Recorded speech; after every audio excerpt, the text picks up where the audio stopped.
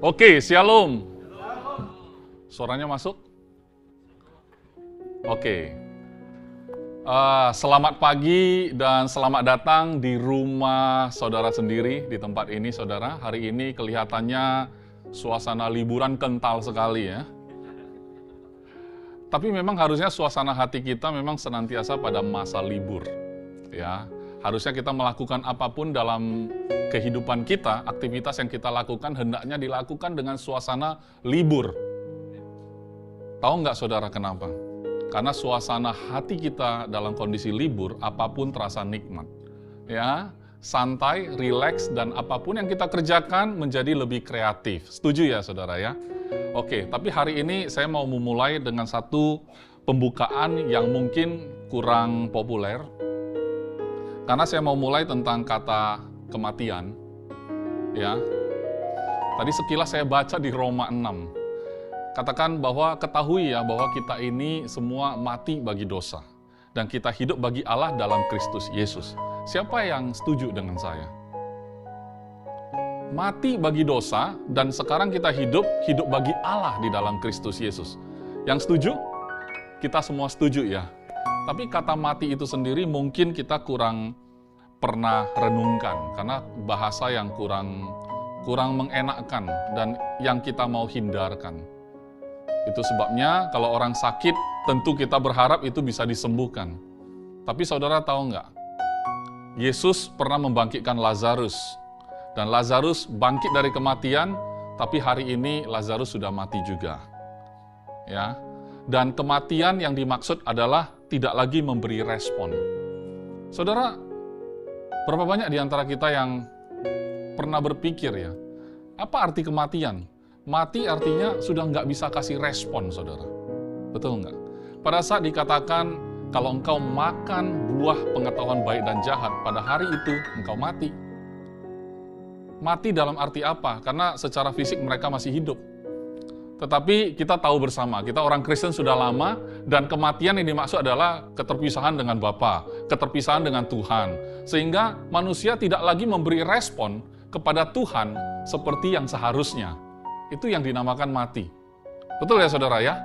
Nah jadi kalau katanya mati bagi dosa, harusnya bukan berarti kita itu sudah melihat dosa itu sudah tidak tertarik atau apa. Karena selama kita hidup di dunia, nggak usah ngomong dosa deh. Makan siang yang penuh kolesterol aja, kita masih tertarik kan, betul ya? Kita tertarik dengan dunia ini. Dan kemudian kita memberi respon kepada signal-signal yang dipancarkan oleh dunia ini. Kita memberi respon. Tapi Alkitab tidak mengatakan bahwa mati bagi dunia, bukannya. Mati bagi dosa. Kemudian hidup bagi Allah. Artinya apa? Sebenarnya Tuhan mau kita mengembalikan diri kita kepada posisi yang seharusnya. Di mana kita bisa memberi respon kepada Allah. Di dalam Kristus Yesus. Amin? Tidak lagi memberi respon kepada dosa. Kadang-kadang dalam hidup kita ini, kan kita orang Kristen. Kita tahu hidup orang Kristen itu harusnya hidup dari firman Tuhan. Harusnya yang kita beri respon dalam hidup kita setiap hari adalah respon terhadap firman Tuhan juga. Tetapi sayangnya kalau orang percaya hidup memberi respon kepada firman Tuhan hanya seminggu sekali, saudara bayangkan hari Minggu gitu. Oh enggak pastor, saya setiap hari baca Alkitab kok. Boleh saja Anda membaca Alkitab setiap hari, pertanyaannya Anda memberi respon enggak terhadap firman Tuhan yang datang kepada saudara. Karena untuk itulah Tuhan bangkitkan saudara dan saya. Amin. Untuk mengembalikan posisi mati di mata Tuhan menjadi hidup di mata Tuhan, saudara, dibutuhkan kematian Yesus Kristus. Bukan sesuatu yang sederhana. Tapi kita mungkin sebagai orang Kristen sudah lama ya, setiap hari hidup kita itu merasa biasa saja. Kita orang Kristen, ya kita percaya Yesus. Oke. Terima kasih Tuhan. Oh, Yesus mati bagi saya tahu 2000 tahun yang lalu. Tapi rasanya itu kan kita udah nggak pernah menghargai dengan semestinya. Mengapa? Karena kita nggak memberi respon lagi terhadap berita kematian Kristus, kebangkitan Kristus. Yang kita mau tunggu apa? Pastor, saya punya pergumulan. Dalam firman Tuhan dikatakan kita itu hidupnya harusnya berkelimpahan. Tetapi kok yang terjadi pada saya pada hari ini, saya hidup penuh kekurangan, pastor. Bahkan saat ini pun tubuh saya menderita kelemahan. Saya menderita penyakit, pastor. Maka saya bisa simpulkan Bapak Ibu, ya, kehidupan orang Kristen sebenarnya adalah kehidupan mengeksplor kebenaran firman Tuhan. Ini kehidupan orang Kristen ya saudara, orang percaya. Adalah kehidupan yang mengeksplor kebenaran firman Tuhan, kemudian melihat pada kenyataan realita hidup, dan kemudian disitulah terjadi frustrasi. Sepanjang hidup kita habiskan waktu sampai kita tutup usia, itu mencoba cari tahu bagaimana caranya hidup saya, realita hidup saya, itu bisa sama dengan firman Tuhan. Saudara setuju nggak? Dan ini yang dilakukan setiap orang percaya. Makanya coba ke gereja A, ke gereja B, mencoba cari tahu firman Tuhan saya percaya, pastor. Tapi kalau itu nggak jadi realita dalam hidup saya, maka saya akan cari lagi, mungkin di gereja ini nggak ada pewahyuan. Saya akan pindah lagi gereja, siapa tahu ya, pastor di sana dapat pewahyuan. Sehingga firman Tuhan yang saya percaya sebagai kebenaran bisa jadi realita dalam hidup saya. Dengan demikian, kita menjalani kehidupan Kristen, mencari, dan terus mencari.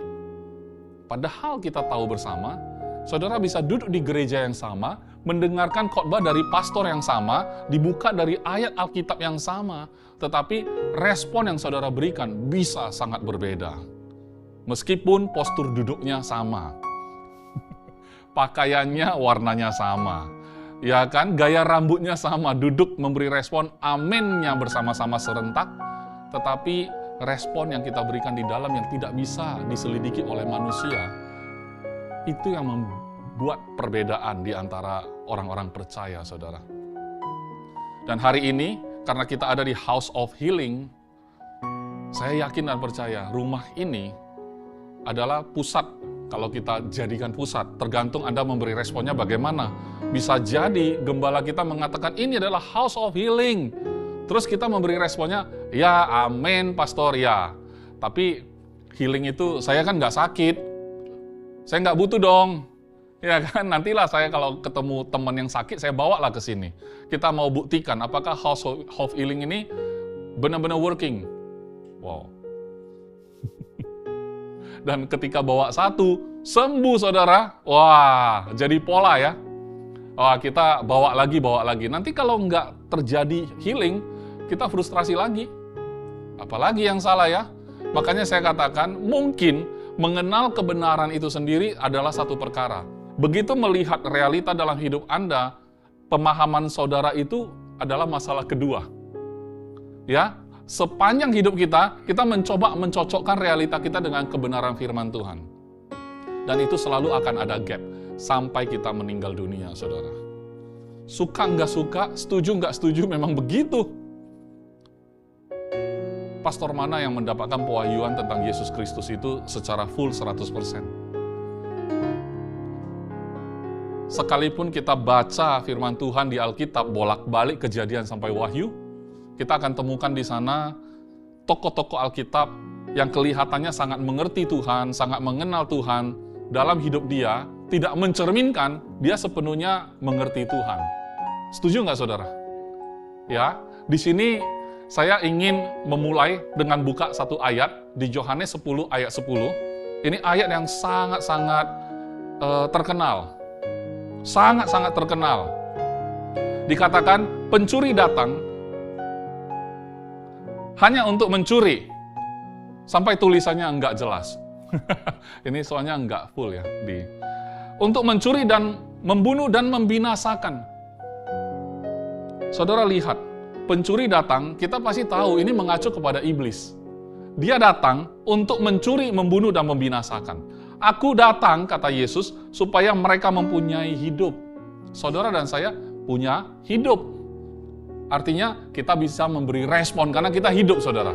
Ya, dan mempunyainya dalam segala kelimpahan. Kata kelimpahan di sini tidak ada satu orang pun yang tidak suka, saudara.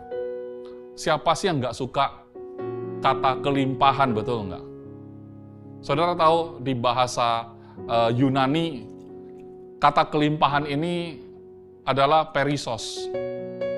Perisos itu mengandung makna kita itu diberikan sesuatu yang melebihi dari yang dibutuhkan. Saudara mungkin bilang, kebutuhan saya banyak, pastor. Ya kan? A sampai Z.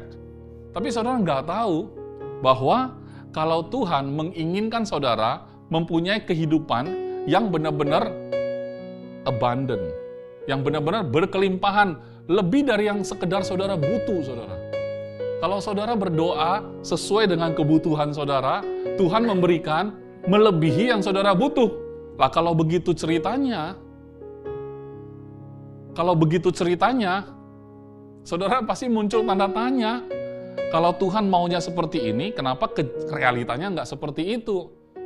Karena di awal-awal kata Yesus ini, pencuri datang hanya untuk mencuri, membunuh, membinasakan. Kenapa dia mau bunuh? Supaya saudara nggak bisa kasih respon lagi. Apapun yang Tuhan katakan, dibunuh. Apapun yang Tuhan katakan sebagai kebenaran, ya, saudara dibuat supaya nggak bisa beri respon, saudara. Tapi kalau kita memahami hari ini, saya nggak akan izinkan pencuri itu melakukan job description-nya. Kenapa? Karena saya nggak hidup untuk mendengarkan dia. Amin. Kita hidup untuk mendengarkan perkataan yang keluar dari mulut Allah. Karena cara seperti itulah Yesus hidup. Amin, saudara. Yesus mengatakan manusia bukan hidup dari roti saja, tetapi setiap perkataan yang keluar dari mulut Allah. Saudara, kalau mau lihat teladan, lihat saja Yesus ketika dia jadi manusia. Karena dia adalah manusia yang sempurna. Dia Allah yang jadi manusia, makanya manusia yang sempurna. Kalau manusia bisa sempurna, ya kan, pasti dia Allah yang jadi manusia. Karena tidak ada manusia yang bisa menjalani hidup dengan sempurna. Nah, tetapi pada saat Yesus menjalani hidup dia di dunia sebagai manusia, dia hidup dari perkataan Bapanya. Amin. Banyak enggak lemparan dari iblis ke dia? Bukan makanan dia. Omongan orang dilempar, bukan makanan dia. Yang jadi makanan Yesus adalah setiap perkataan yang keluar dari mulut Allah. Amin enggak, saudara? Nah, sekarang pertanyaannya, kita makannya campur-campur. Perkataan dari mulut Allah ya iya juga, ya. Perkataan dunia juga iya, dikombinasi. Ya. Dan kita katakan itu adalah perjalanan saya. Dan kita katakan namanya pemahaman saya sampai di situ, pastor. Ya tentu saja kita sebagai manusia saling memahami, saudara. Apa yang saudara hadapi, kadang-kadang orang dalam pelayanan kenapa frustrasi, saudara? Karena saya terlibat dalam pelayanan juga udah lumayan ya, udah boleh dibilang usia saya saat ini 47 tahun. Ya, sejak usia 20-an pun saya sudah ikut-ikut pelayanan, ya, melihat kehidupan gereja seperti apa. Saya lihat, awalnya saya bingung. Kenapa orang percaya dan orang tidak percaya, ya sama-sama aja, hidup juga. Kalau mau dibilang orang percaya baik, orang yang tidak percaya juga baik, betul nggak? Mereka kalau suka memberi, ya kan, di luar sana juga banyak yang lebih memberi lagi. Bahkan kita nggak berkepri hewan, mereka bisa loh, ya, menghargai hewan itu selayaknya manusia. Kenapa? Karena bagi mereka mungkin dulu kita juga seperti itu, ya kan? Dengan pemahaman dan pengertian dan kepercayaan, keyakinan seperti itu, entah bagaimana kadang-kadang saya melihat mereka itu baik banget gitu loh, dibandingkan orang percaya tadi. Nah, kadang-kadang waktu itu saya bingung, tapi sekarang saya nggak bingung lagi, saudara. Saya nggak bingung lagi. Mau sampai orang percaya, sudah pelayanan, masih frustrasi. Bagi saya tahu kenapa. Saya tahu kenapa. Karena mereka memberi respon kepada hal-hal yang bukan firman Tuhan, saudara. Saat kita memberi respon kepada hal-hal yang bukan firman Tuhan, kita nggak bisa expect ya kehidupan orang percaya itu sama, nggak bisa. Kecuali kita sama-sama setuju memberi respon yang sama kepada firman Tuhan yang sama, maka hidup kita sama semua. berkelimpahan tentunya. Nah inilah gap yang maunya Tuhan kayak gini, realita hidup kita nggak seperti itu. Yang kita salahkan, yang kita salahkan mungkin pengajarannya. Yang kita salahkan mungkin, pastor nggak kasih kuncinya sih. Ayatnya ada, tapi kuncinya apa ini? Pewahyuannya tolong dong, ya kan? Ada yang coba konseling, ya kan? 1 masalah, 2 masalah dikonselingin. Coba cari tahu kuncinya apa. Pastor, ini masalah keluarga. Kami mau heal, disembuhkan bukan dari penyakit tubuh, tapi penyakit hubungan misalnya. Saudara tahu kan ya, healing itu bukan selalu berbicara tentang, bukan healing yang entertainment, bukan. Itu kan healing orang bilang ya. House of healing dimaksud di sini kan selalu bilang, oke, mungkin di sini ada yang tidak sehat, tetapi waktu saudara pulang nanti Tuhan sembuhkan. Amin, amin. Tapi kesembuhan yang kita bayangkan selalu ke kesembuhan fisik. Padahal zaman sekarang semua orang sakit.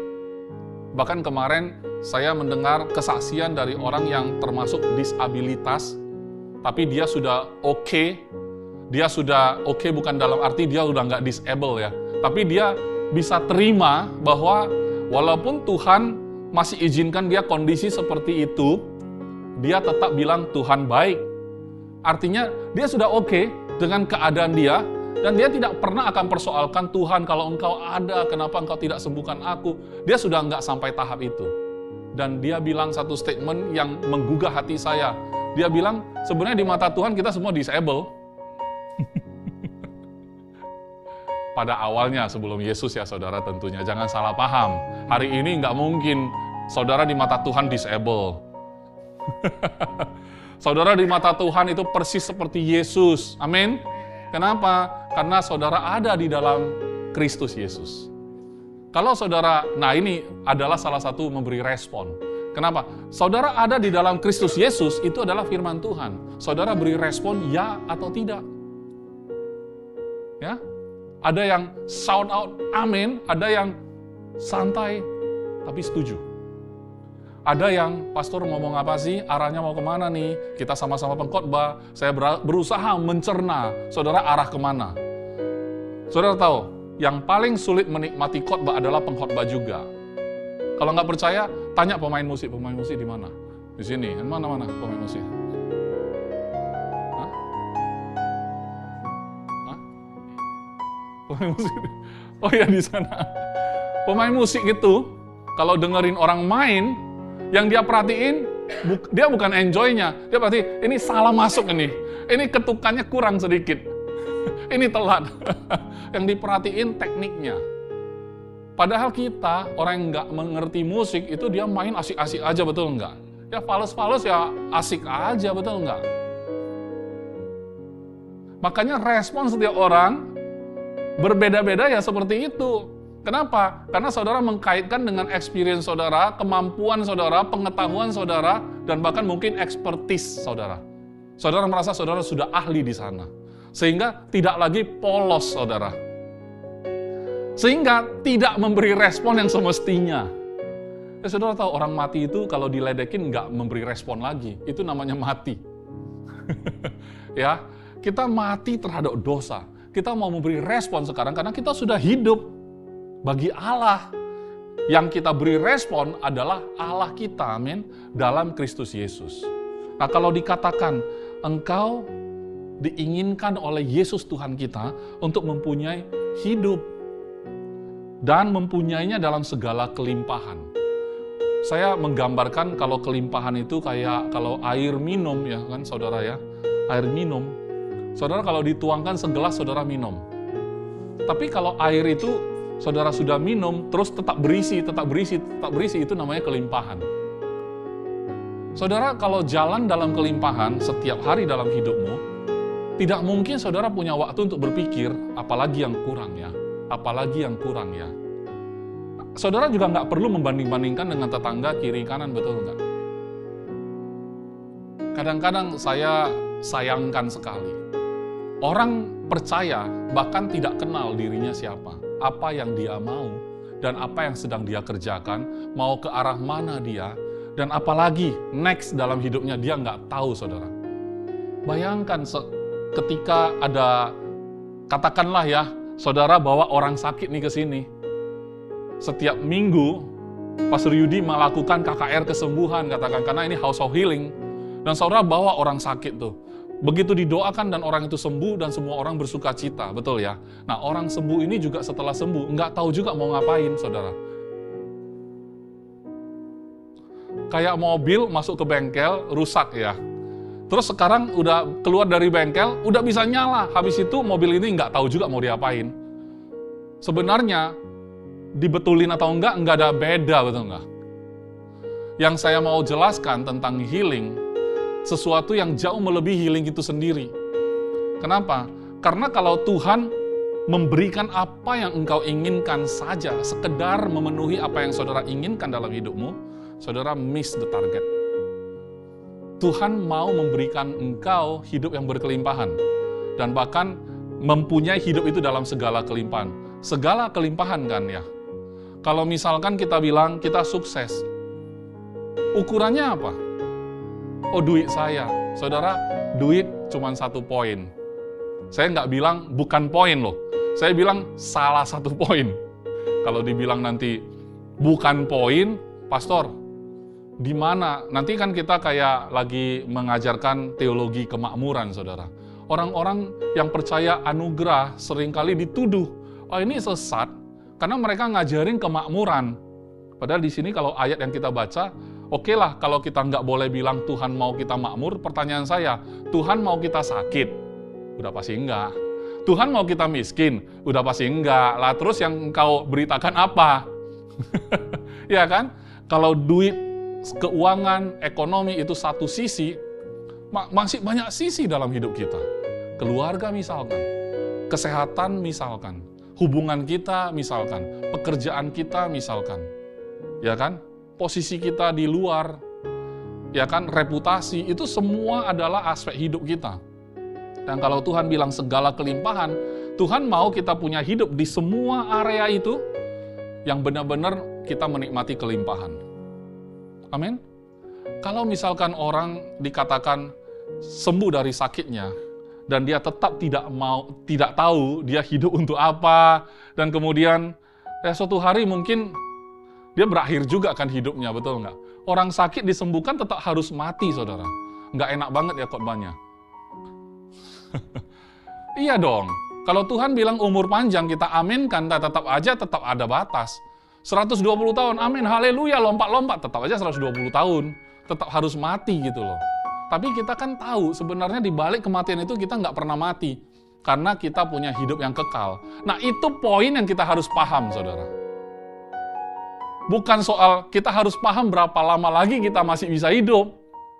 Justru kita harus paham bahwa walaupun saya dihentikan hidupnya, hidup saya nggak akan berakhir karena kita sudah punya hidup kekal.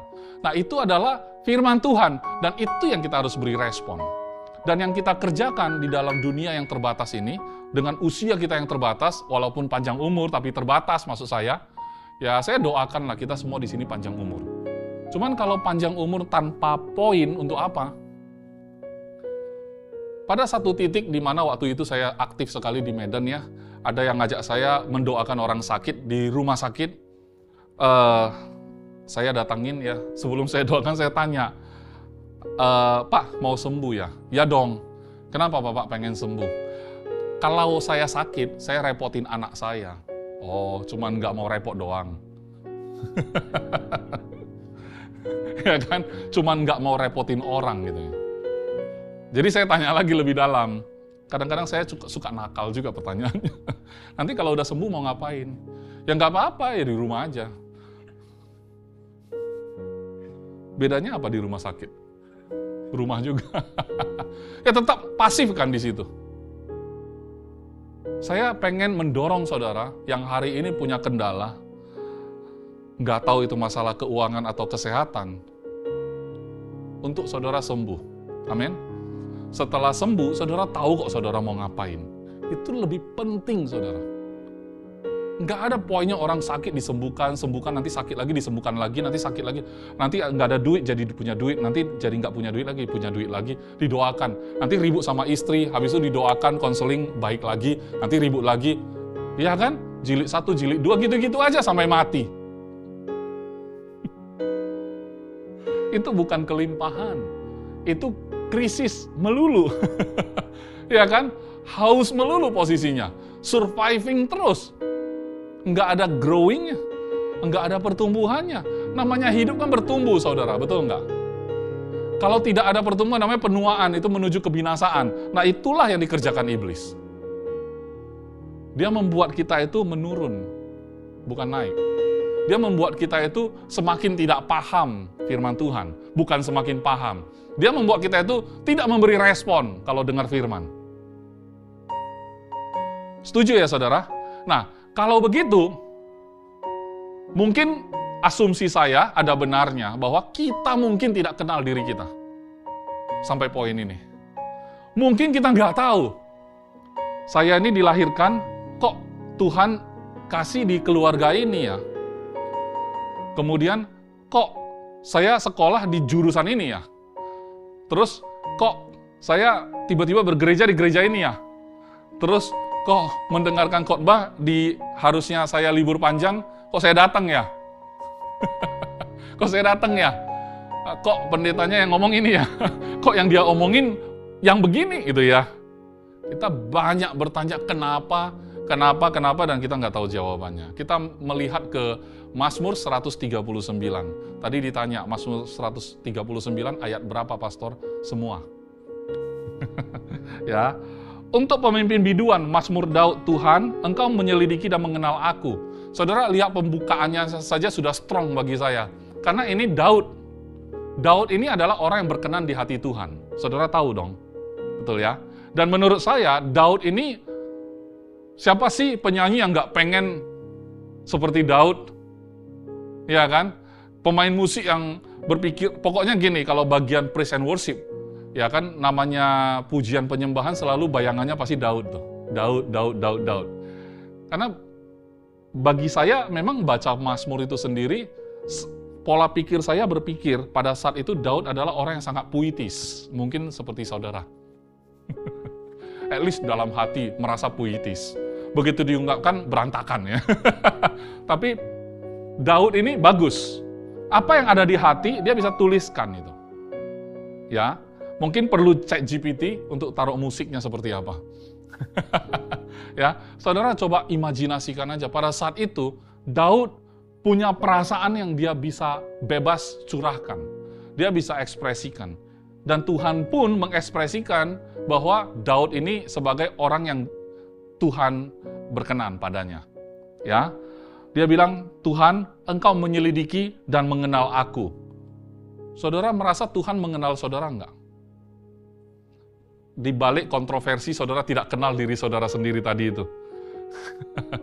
Saudara tidak kenal diri saudara sendiri, tapi Tuhan kenal saudara. Ya, saya mungkin, ya itu tadi, gap antara ini adalah identitas saya yang sejati dalam Kristus, tapi sekenalnya saya dalam Kristus sehebat apa sih, baru dangkal. Ya kan? Dan kedangkalan ini menimbulkan gap yang sangat jauh, dan sepanjang umur kita, ya kan, tugas kita adalah memenuhi gap ini, sampai merasa benar-benar selesai gitu loh, mengecap semua kebaikan Tuhan. Nggak ada gap. Kebenaran Tuhan itu akan selalu terjadi dalam hidup saya. Amin. Saya nggak peduli sama realita, saya cuma peduli firman Tuhan itu sendiri. Makanya tadi teman yang saya bilang tadi, disabilitas tadi itu loh. Dia nggak melihat realita dia itu menjadi satu hambatan lagi, saudara. Itu jauh lebih hebat loh, saudara. Kalau saudara tidak disable kayak dia, tapi masih merasa ada hambatan, bayangkan. Saudara kalah sama dia. Dia yang tidak lagi mempersoalkan kondisi fisiknya, dia bisa melihat kebenaran itu benar-benar kebenaran gitu loh. Dan dia bisa memberi respon kepada kebenaran itu. Dan pada hari ini, beliau adalah salah satu pengkhotbah aktif, diundang kemana-mana, saudara. Dan luar biasa. Ya, saya kenal beliau. Walaupun dia muncul di podcast, tapi saya kenal beliau. Beliau orang Medan, ya. Kemudian, engkau mengetahui kalau aku duduk atau berdiri. Engkau mengerti pikiranku dari jauh. Saudara, mungkin ini adalah ekspresi dari Daud. Tapi Tuhan sebenarnya mengerti pikiran Daud, saudara, dan saya. Tidak dari jauh, dari mana-mana. Karena itu, kalau Tuhan itu nggak ada yang jauh, saudara. Ini hanya ekspresi ungkapan hati seorang Daud. Saudara bebas dong, kalau misalnya mau tulis lagu, misalnya mau jelasin, Tuhan, engkau mengerti isi hatiku, gitu kan ya. Di pagi, siang, dan malam, terus kan ada yang nyinyir kan. Kalau tengah malam gimana? Iya, sepanjang waktu, saudara. Tapi kita bisa melihat Daud dengan bahasa manusianya, itu pun kita rasa indah. Tapi tetap nggak sempurna penjelasan Daud, saudara. Cuman at least kita bisa dapatkan, mengecap, merasakan seperti apa Daud melihat Tuhan. Bagi dia, Tuhan benar-benar kenal dia, saudara. Next. Engkau memeriksa aku. Masa sih Tuhan memeriksa kayak bea cukai? Itu kan pengertianmu. Pengertian Daud adalah Tuhan itu nggak bisa dibohongin. Tuhan itu senantiasa tahu dia seperti apa. Hatinya mau jahat, mau curang, Tuhan tahu semua. Makanya dia bilang, engkau memeriksa aku. Kalau aku berjalan dan berbaring, segala jalanku kau maklumi. Maksudnya kau pahami.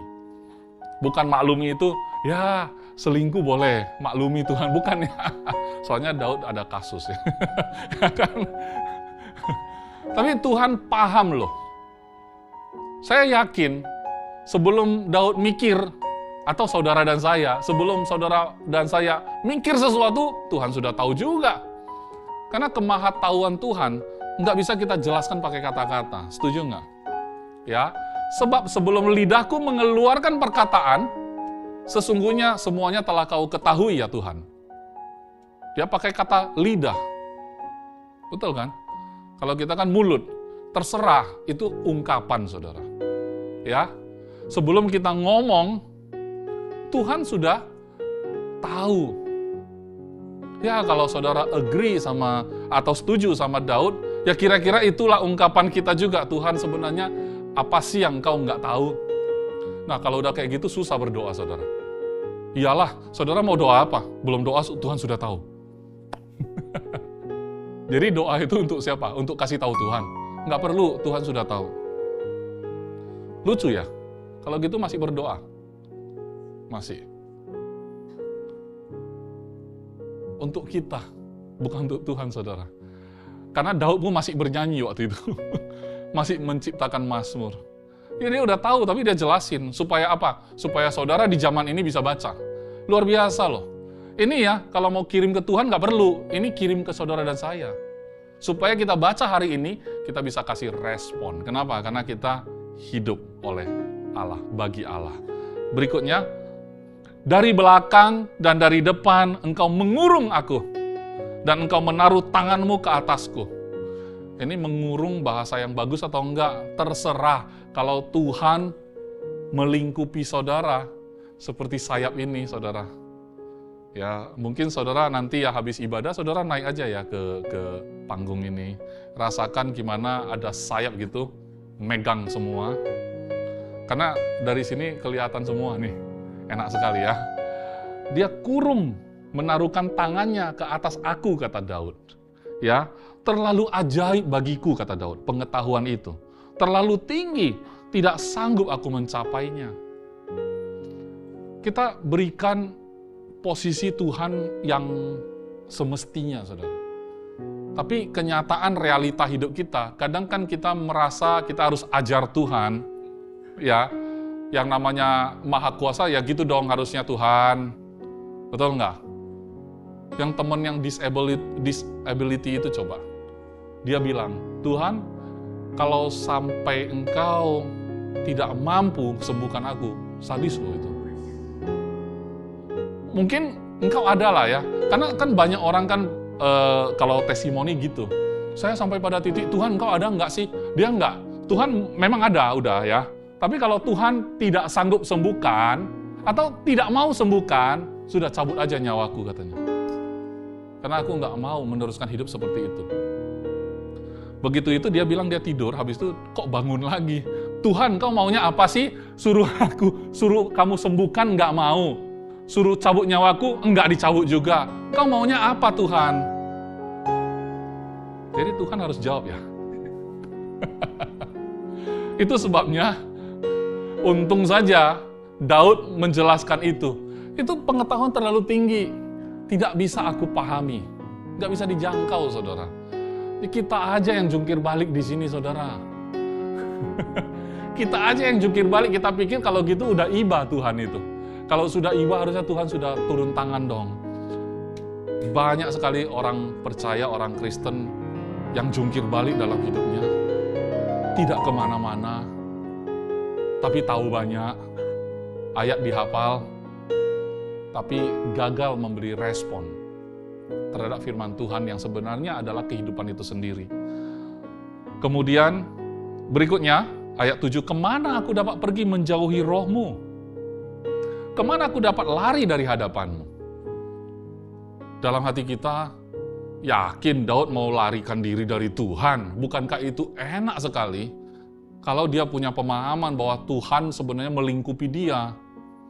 Tuhan mengurung dia, karena Tuhan itu adalah anugerah itu sendiri. Betul ya? Mengurung kita, apa nggak enak, saudara? Yang kita bayangkan ya seperti itu. Wah, tapi kenapa dia kayak mau menjauhi roh Tuhan? Ini sebuah lagu aja, Bapak Ibu, ya. Jangan terlalu serius gitu. Ini adalah puisi yang dia ungkapkan. Saya yakin dia bukan mau jauhi roh Tuhan. Cuman dia mau cerita, mau kemana saya? Pasti Tuhan ada. Jika aku mendaki ke langit, engkau ada di sana ya. Jika aku menaruh tempat tidurku di dunia orang mati, di situ pun engkau. Emangnya dia pergi ke dunia orang mati? Kan enggak. Makanya orang yang puitis harus dimaknai juga secara puitis, saudara. Ya, saya yakinlah kita semua di sini puitis semua. Iya, seperti yang saya bilang, cuman waktu diungkapkan kacau balau aja. Tapi di hati pasti begitu, pengen ungkapkan sesuatu yang merindukan Tuhan, mengasihi Tuhan, Tuhan mengasihi aku. Seperti ada kisah cinta antara engkau dan Tuhan itu ya. Pengen ungkapkan seperti itu, tapi waktu taruh di mulut ya kan, kacau. Tapi kan Tuhan bilang, Daud bilang, sebelum lidahmu berkata-kata dia udah tahu kok. Dia akan terima kok puisinya saudara. Amin. Bagi saya itu juga bagian dari memberi respon, saudara. Kenapa? Ketika saya bilang, Tuhan tahu kok puisi yang ada di hatimu. Sebelum engkau bisa ucapkan, walaupun setelah ucapkan masih juga kacau balau. Tuhan ngerti. Dan ini benar, Tuhan ngerti, saudara. Dan ini adalah kebenaran. Saudara, kalau responi itu, maka tiada hari lagi tanpa mengekspresikan hidup saudara bagi Tuhan. Amin. Ekspresikanlah. Ya, karena dia mengasihimu. Kalau engkau mengasihi dia, belum tentu. Kalau dia mengasihimu, sudah pasti. Engkau mengasihi dia, belum tentu. Mungkin engkau lebih mengasihi dirimu. Jadi sekarang gini, kalau engkau benar mengasihi dirimu, izinkan dia mengasihimu. Kenapa? Karena dia jauh lebih tahu bagaimana take care kamu, ketimbang dirimu menjaga dirimu sendiri. Wah, puitis juga ya. Oke, berikutnya. Ayat 9, jika aku terbang dengan sayap sayap fajar. Dan membuat kediaman di ujung laut, di situ juga di sana tanganmu akan menuntun aku dan tangan kananmu memegang aku. Betapa amannya kita. Makanya saya bilang, kata-kata yang kita ucapkan dalam doa itu sebenarnya membuat keuntungan bagi kita, bukan untuk Tuhan. Tuhan itu nggak bisa ditinggikan lagi, saudara. Udah tinggi dia. Betul nggak? Kuagungkan kau Tuhan, aku sembah. Dia bukan jadi Tuhan karena engkau sembah loh. Tapi engkau memposisikan dirimu menyembah dia, agar engkau merasa benar-benar dia Tuhan. Bukan dia belum Tuhan waktu itu. Ngerti ya saudara? Waktu saudara menyembah, saudara yang membuat diri saudara sendiri merasakan keadaan di mana dia benar-benar Tuhan loh. Membuat saudara menyadari itu. Jadi keuntungannya bagi siapa? Ya bagi saudara, bukan bagi Tuhan. Iya kan? Tuhan udah bertahta paling tinggi. Nggak bisa lagi kita tinggikan lagi. Walaupun kita katakan, Tuhan aku tinggikan Engkau. Aku muliakan Engkau. Dia sudah mulia. Kemudian berikutnya, ayat 11. Jika aku berkata, biarlah kegelapan saja melingkupi aku dan terang sekelilingku menjadi malam, sombong sekali kan? Iya kan? Nggak apa-apa lah Tuhan, sekali-sekali gelap aja lah. Engkau terlalu terang. Kalau mau putus sama pacar kan gitu ya, engkau terlalu sempurna. Engkau pasti akan dapat yang lebih baik dari aku. Alasan itu, alasan. Maka kegelapanmu tidak menggelapkan bagimu. Nggak bisa. Saudara mau supaya Tuhan nggak sayang sama kamu? No way.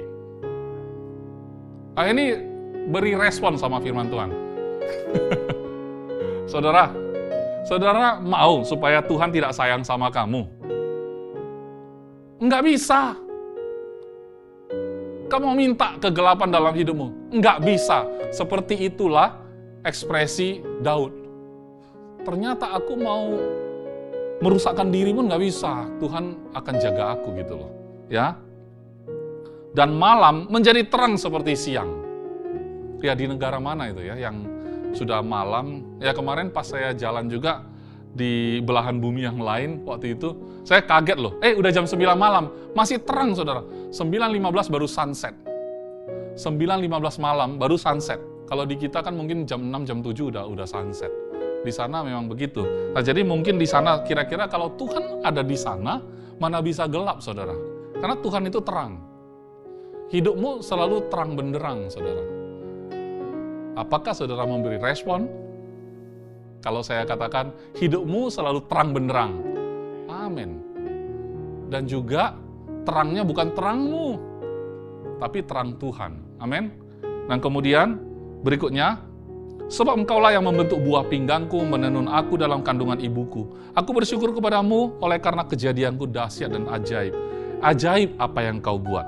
Dan jiwaku benar-benar menyadarinya. Untuk menyadari hal-hal seperti itu akan membuat jalan hidup kita itu berbeda. Amin, saudara? Kalau saudara bangun pagi dengan menyadari kebaikan Tuhan itu semua, hidupmu pasti beda. Saudara mau menyadari itu atau saudara mau menyadari kondisi tubuhmu yang penuh kelemahan? Atau hutangmu yang ada di bank itu? Mau menyadari itu atau menyadari kebaikan Tuhan? Kalau menyadari itu bebas pilihanmu. Dan engkau tetap berstatus anak Tuhan kok. Engkau tetap bergereja di GBC kok. Engkau tetap akan mendengarkan tentang firman Tuhan yang mengatakan tentang engkau dikasihi kok. Tetap. Tapi saudara mau ambil kesadaran saudara untuk fokus kepada hal tadi, boleh. Boleh juga. Bisa. Oh, bisa banget. Bagus. Bagus. Bagus. Tapi itulah yang menjadi penderitaan orang-orang percaya. Harusnya orang percaya tidak perlu menderita. Amin. Wah, ini terlalu ekstrim ini kalau saya bilang harusnya orang percaya tidak perlu menderita. Saya fokus ke kamera tuh. Harusnya orang percaya tidak perlu menderita. Saya lihat kayak cermin ngomong ke saya sendiri. Tapi kenapa masih menderita juga? Karena kita nggak senantiasa menyadari hal-hal seperti ini.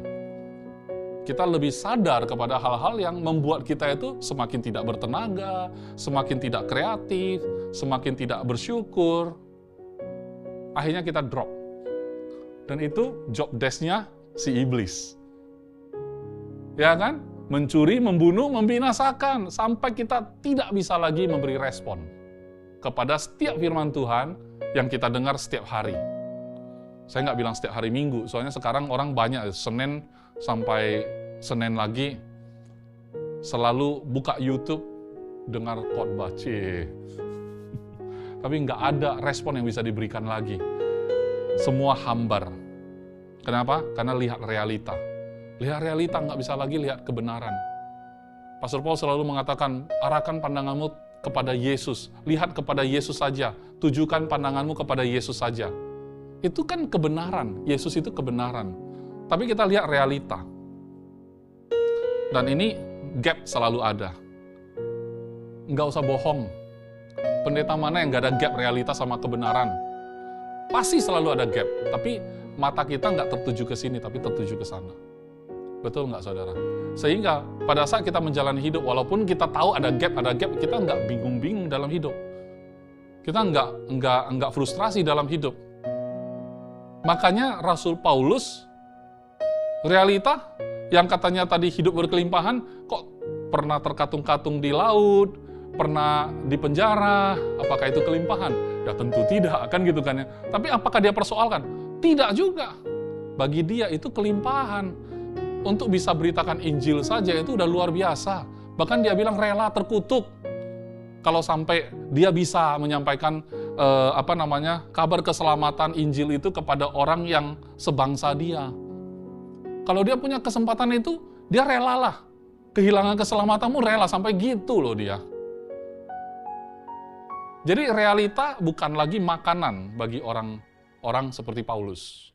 Pertanyaannya, orang-orang seperti saudara dan saya, bagaimana pilihan kita, saudara? Jujur pilihan kita. Ya, aku bersyukur kepadamu oleh karena kejadianku dahsyat dan ajaib.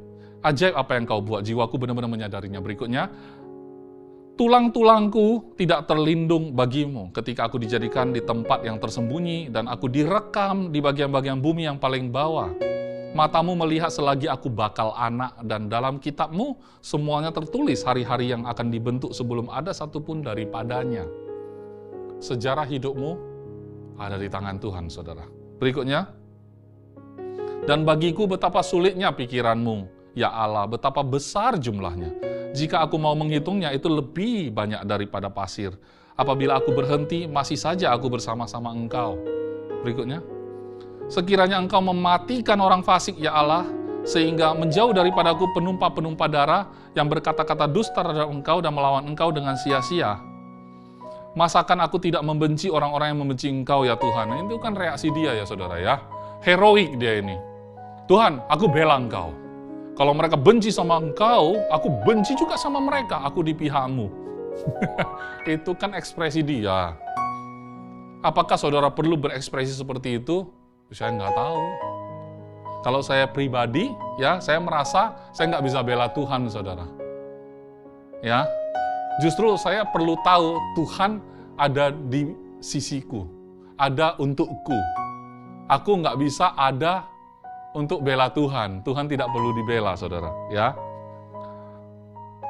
Dan tidak merasa jemu kepada orang-orang yang bangkit melawan Engkau. Aku sama sekali membenci mereka. Mereka menjadi musuhku. Berikutnya. Selidikilah aku, ya Allah. Ini nggak enak banget jadi lagu kan. Dan kenalah hatiku.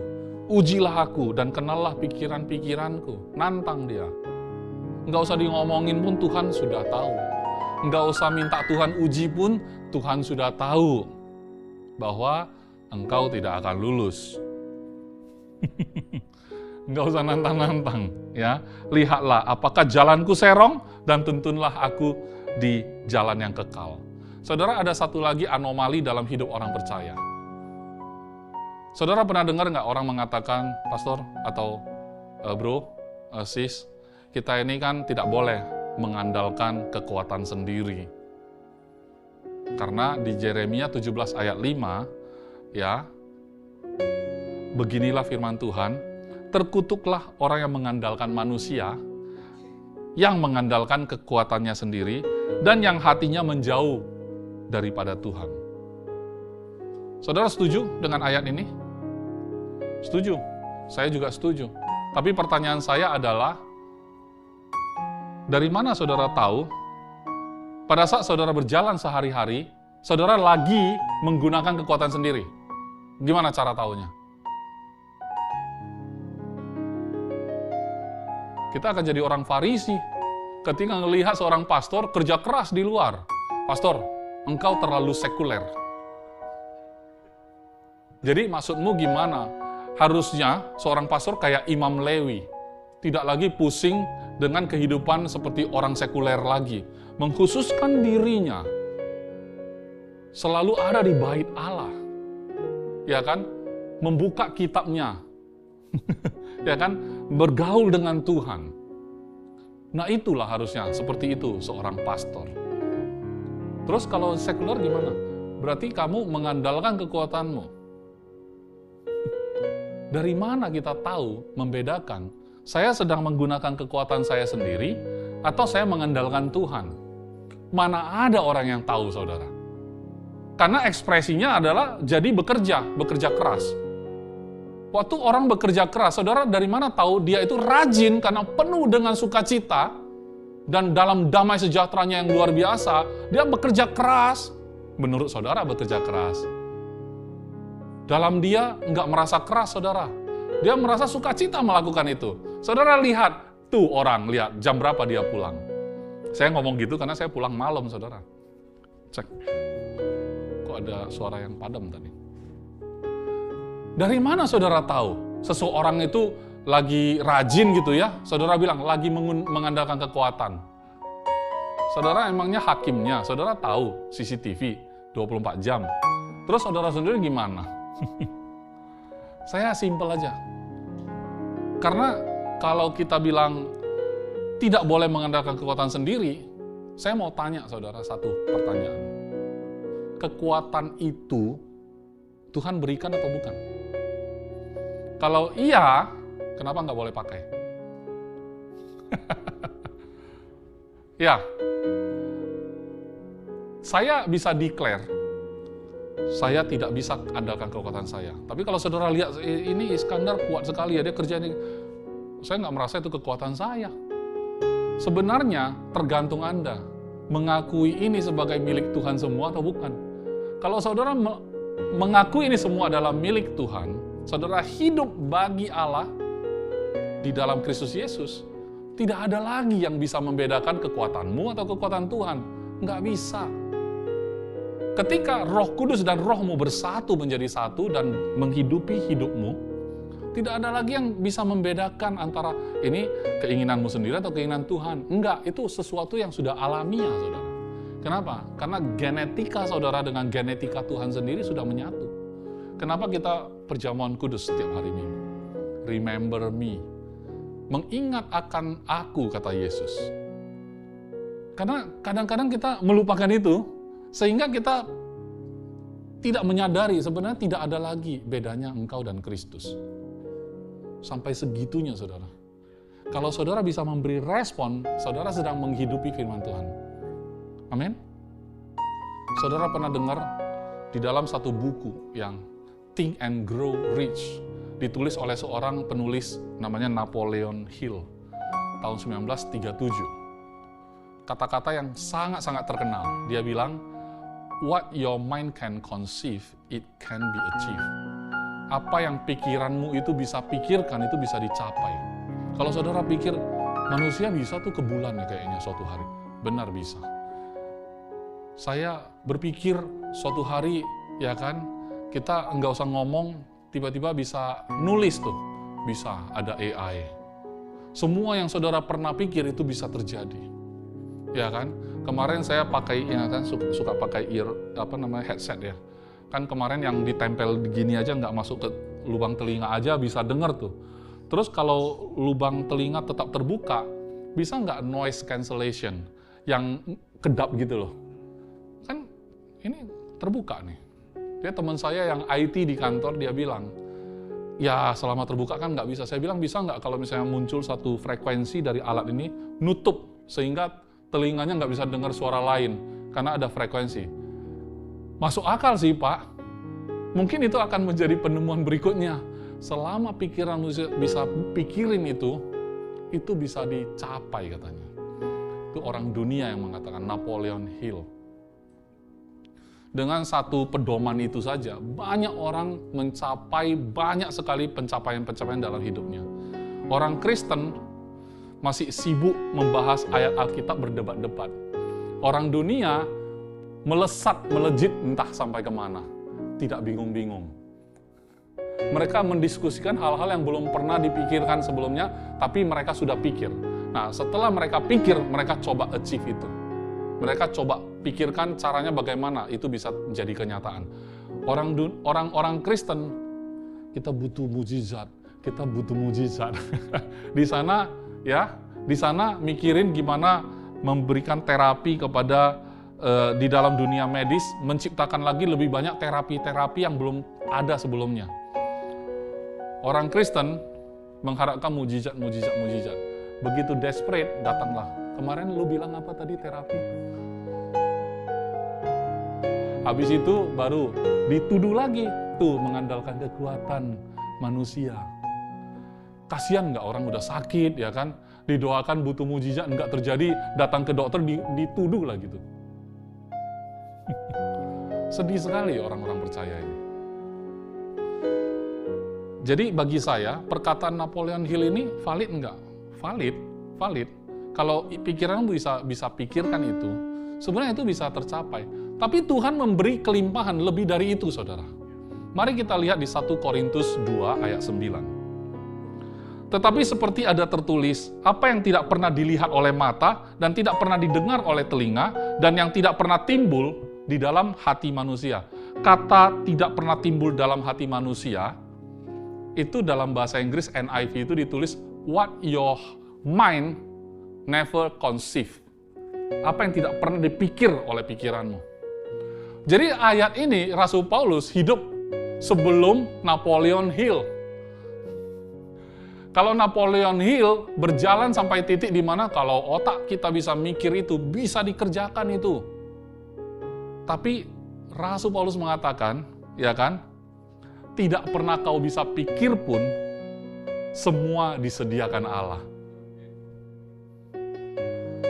Oke, saya memberi respon lebih lagi. Kalau di dunia kedokteran sekarang ada namanya terapi hormon, imunoterapi, radioterapi, ada targeted terapi, ada terapi lain lagi. Itu kan sudah ada di pikiran.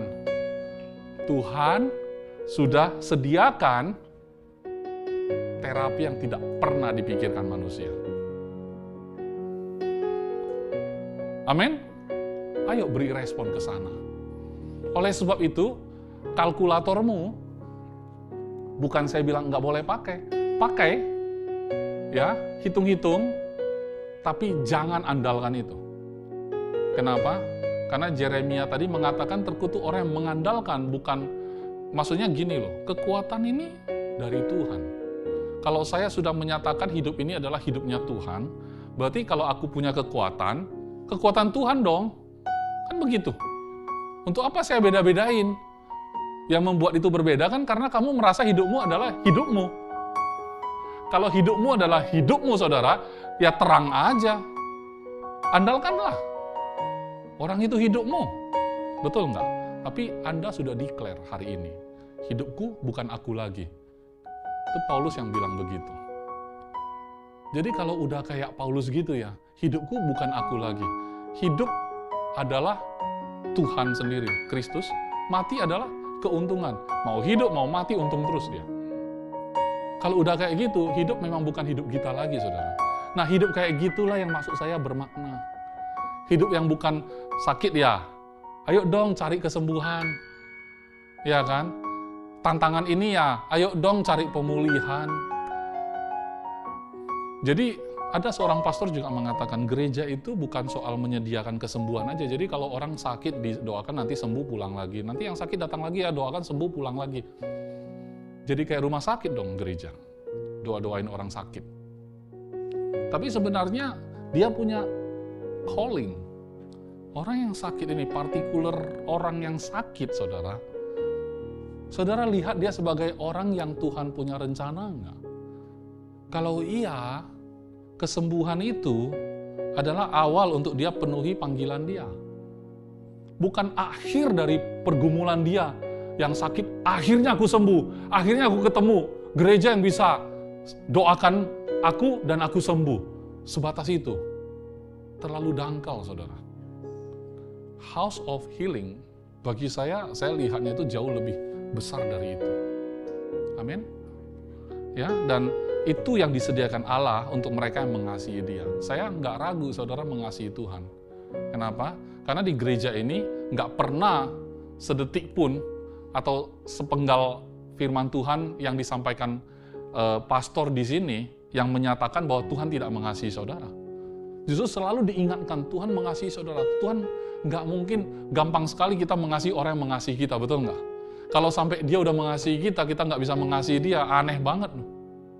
Berarti saudara nggak tahu dia mengasihi saudara. Iya kan? Tuhan, mengasihi Tuhan itu lebih gampang harusnya. Harusnya. Tapi realita, kalau realita kan susah banget. Mengampuni, boro-boro mengampuni musuh. Mengasihi Tuhan yang sudah jelas mengasihi kita aja, kita bilang susah. Ngapain bahas mengasihi musuh? Ya, oke. Nah, sebenarnya firman Tuhan masih ada. Saya sudah siapin 1 Korintus 1 pasal lagi. Tapi kayaknya terlalu panjang, saudara. Kita intip aja mungkin sekilas-sekilas ya. 1 Korintus 1 pasal, saudara ya. Paulus, kehendak Allah dipanggil oleh Rasul Kristus Yesus dari Sostenes, saudara kita, kepada jemaat Allah di Korintus. Yaitu mereka yang dikuduskan, padahal Korintus kita tahu jemaatnya banyak dosa, ya kan? Dalam Kristus Yesus dan dipanggil menjadi orang kudus dengan semua orang di segala tempat yang berseru kepada nama Tuhan Yesus Kristus, Tuhan mereka dan Tuhan kita. Next. Kasih karunia dan damai sejahtera dari Allah, Bapa kita dan dari Tuhan Yesus Kristus menyertai engkau. Senantiasa mengucap syukur kepada Allah karena kamu atas kasih karunia Allah yang dianugerahkannya kepada kamu dalam Kristus Yesus. Bahasa Paulus sangat khas, saudara. Selalu mengingatkan identitas. Kalau saudara baca tulisan Paulus, saudara cuma dapatkan satu khasnya dia, mengingatkan kita tentang siapa kita dalam Kristus. Setuju ya? Selalu seperti itu. Sebab dalam Dia, ya kan, kamu telah menjadi kaya. Ini kan modal. Bagi saya ya, tulisan-tulisan begitu itu benar-benar makanan kita harusnya. Ketika diingatkan bahwa sebab di dalam Kristus ya, kamu telah menjadi kaya dalam segala hal. Itu kan refleksi dari yang Yesus bilang. Mempunyai hidup dan mempunyai dalam segala kelimpahan. Betul nggak? Ini menjadi kaya dalam segala hal. Dalam segala macam perkataan dan segala macam pengetahuan. Saudara tahu, cukup berkata-kata dan banyak pengetahuan, saudara bisa kayanya minta ampun. Ya, betul ya? Sesuai dengan kesaksian tentang Kristus yang telah diteguhkan di antara kamu, demikianlah kamu tidak kekurangan dalam satu karunia pun, sementara kamu menantikan revelation Tuhan kita, Yesus Kristus. Berikutnya, Ia juga akan meneguhkan kamu sampai pada kesudahan sehingga kamu tidak bercacat pada hari Tuhan kita, Yesus Kristus. Allah yang memanggil kamu kepada persekutuan dengan anaknya Yesus Kristus, Tuhan kita adalah setia. Tetapi aku menasihatkan kamu, saudara-saudara, demi nama Tuhan kita, Yesus Kristus, supaya kamu seia sekata dan jangan ada perpecahan di antara kamu, tetapi sebaliknya, supaya kamu erat bersatu dan sehati sepikir. Pastor Paul pernah pakai ayat ini untuk mengajarkan leadership di dalam gereja kami di Medan. Karena perpecahan di antara jemaat itu adalah jalan masuk untuk menipu kita. Yang tadi itu loh, mencuri, membunuh, membinasakan. Job desk-nya memang begitu. Saudara kalau tahu ada firman Tuhan mengatakan demikian, saudara nggak usah bingung. Kok orang ini kayak gini ya? Itu memicu kamu aja. Supaya kamu marah, kamu kesel, kamu benci, ya kan? Sukacitamu hilang. Ya kan? Imajinasimu yang harusnya dipakai untuk yang benar, langsung yang enggak. Enggak dalam artian, ya kayaknya benar nih orang. Udah mulai. Berkembang. Nah kan, betul kan? Kalau ada satu kesalahan, langsung confirm. Ya, kemudian makanya disuruh bersatu. Saudara-saudara, aku telah diberitahukan oleh orang-orang dari keluarga Chloe tentang kamu bahwa ada perselisihan dan seterusnya. Oke, yang aku maksudkan ialah bahwa kamu masing-masing berkata, aku golongan Paulus, aku Apolos, dan di sana ada perpecahan, saudara. Berikutnya, tetap mengucap syukur ya Paulus, sehingga tidak ada bahwa kamu dibaptis. Jadi artinya dia kembalikan, tidak ada itu Paulus, Apolos, golongan apa, pokoknya cuman ada satu, Yesus, kan begitu ya. Tidak dibaptis juga pakai nama Paulus, pakai nama Yesus loh gitu loh. Juga Stefanus, aku yang baptis. Berikutnya, mengutus aku bukan untuk baptis, untuk beritakan Injil juga, bukan juga pakai hikmat perkataan, ya kan? Pemberitaan tentang salib memang bodoh bagi mereka yang akan binasa. Tapi bagi kita yang diselamatkan, pemberitaan itu adalah kekuatan Allah. Injil itu kekuatan Allah. Makanya kenapa KKR itu mereka beritakan Injil aja, saudara, orang bisa sembuh. Saudara kalau ngelihat keluarga-keluarga yang saudara tahu mereka sedang bertikai gitu ya, saudara konseling, saudara perlu lakukan apa? Beritakan Injil. Aneh kan? Anomali kan? Tapi memang begitu. Saudara cuma perlu beritakan Injil, bahwa Kristus sudah mati bagi dia, memberikan kehidupan, untuk membangkitkan hubungan suami istri, atau ayah dan anak. Yang perlu dikasih tahu adalah kematian Kristus, bayangin. Itu kekuatan Allah. Nggak ada yang lain. Saudara mau jadi psikolog, ya makanya kamu harus ngalah. Iya, saya sudah ngalah. Kamu kalau lihat, saya ngalahnya sudah luar biasa, mau apa lagi? Mau saya mati? Ya. Kemudian membinasakan hikmat orang berhikmat, kearifan orang bijak akan dilenyapkan. Dari mana orang berhikmat dan seterusnya? Berikutnya, oleh karena dunia dalam hikmat Allah tidak mengenal Allah, ya, kebalikannya. Orang Yahudi menghendaki tanda, orang Yunani mencari hikmat. Oke, orang dunia cari-cari loh apa yang kita sudah ada, saudara. Mereka nggak paham. Tapi saudara sudah punya, saudara pun nggak paham. Mereka cari-cari, ya kan? Mereka nggak paham bahwa saudara punya. Saudara punya, tapi saudara nggak paham saudara sudah punya. Ya, berikutnya. Sudah ya. Sudah selesai firman Tuhan hari ini. Mari kita bangkit berdiri, saya ingin berdoa, kemudian saya akan serahkan kepada Pastor Gav. Saudara diberkati, saudara. Firman Tuhan adalah otoritas tertinggi dalam hidup orang percaya. Orang percaya harusnya hidup dari firman Tuhan. Amin.